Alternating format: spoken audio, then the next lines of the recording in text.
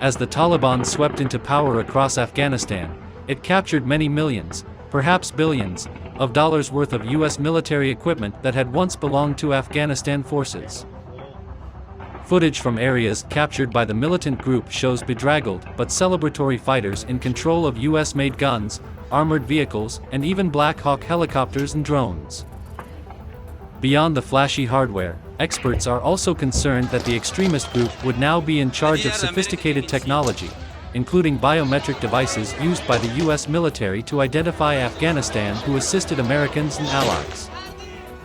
It's an impressive haul for a group that was once dismissed as a band of rural Luddites when it emerged in the 1990s. But despite its austere interpretations of Islam and rejection of much of modern society, the Taliban has shown flexibility when it comes to technology. It has been active on the internet and social media, and its fighters are no strangers to US military equipment. The Taliban have already been using sophisticated military equipment that they have captured from Afghanistan National Security Forces in recent years, said Robert Cruz, an expert on Afghanistan at Stanford University. They have used everything from night vision goggles and scopes to sniper rifles and armored vehicles and artillery. At minimum, the taking of US technology is a symbolic victory for the Taliban, which has fought for decades with simple weapons and lived under the fear of US air power and technological might. But experts say the captures have practical implications as well. The Taliban know the value of highly sophisticated weaponry, said Ibrahim Bahis, a consultant for the International Crisis Group and an expert on the Taliban, noting that the group had operated a limited air force during its first reign in Kabul in the 1990s.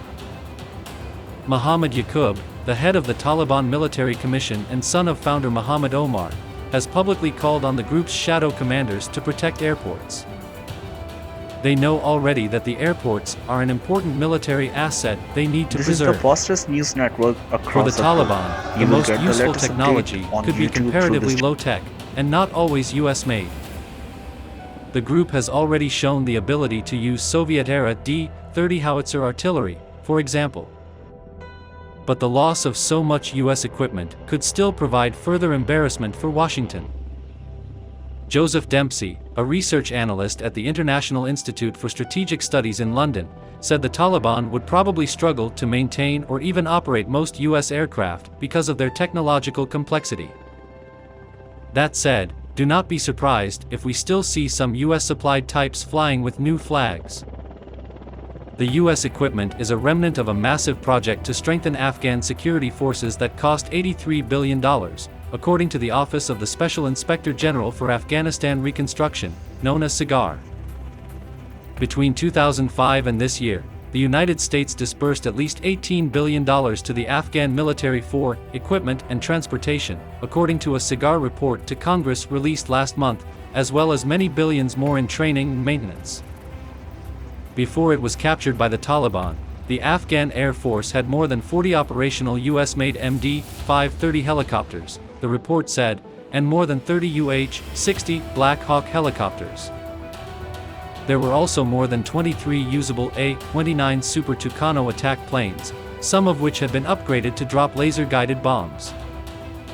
In just the most recent quarter, SIGAR reported, the United States had provided the Afghan National Army with more than $212 million in major equipment items, including 174 M1151 HMMWVs, better known as Humvees, at a total cost of $41 million. Afghan forces also had equipment supplied by other nations, including a large number of aging Russian aircraft. At a news briefing on Tuesday, Jake Sullivan, the White House National Security Advisor, said the United States did not have a complete picture of how many weapons had been lost, but that, certainly a fair amount of it has fallen into the hands of the Taliban. Photographs from Afghanistan clearly show Taliban forces with US weapons such as M4 rifles and driving US-made Humvees. And at least some of US-made aircraft now appear to be in the hands of the Taliban, though their operational status was unclear.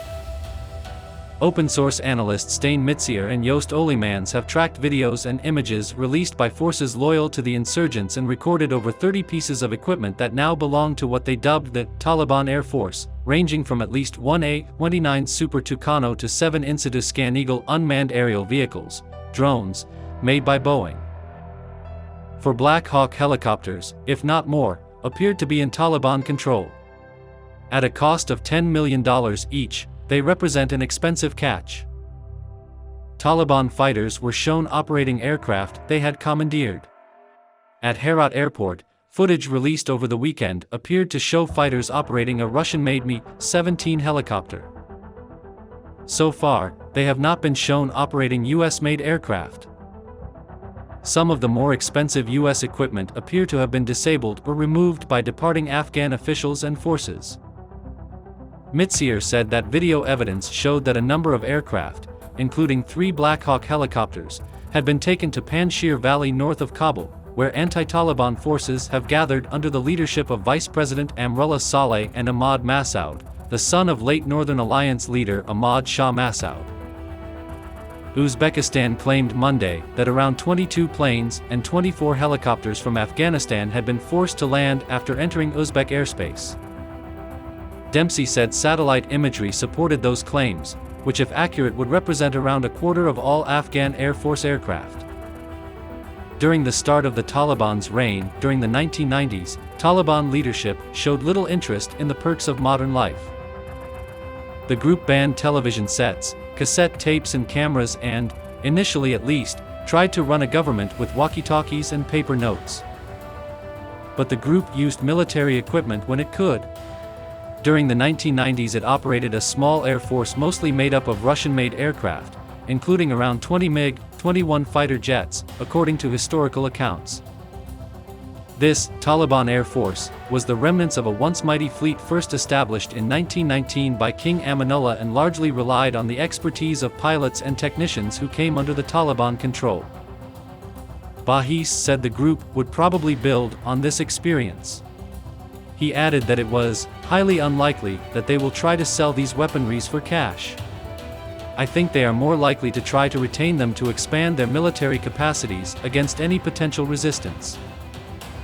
Dempsey said that the United States had been mindful about what capabilities and technology it has transferred to Afghanistan Air Force, which may limit the interest of buyers, though third-party countries may be interested in U.S. precision-guided munitions.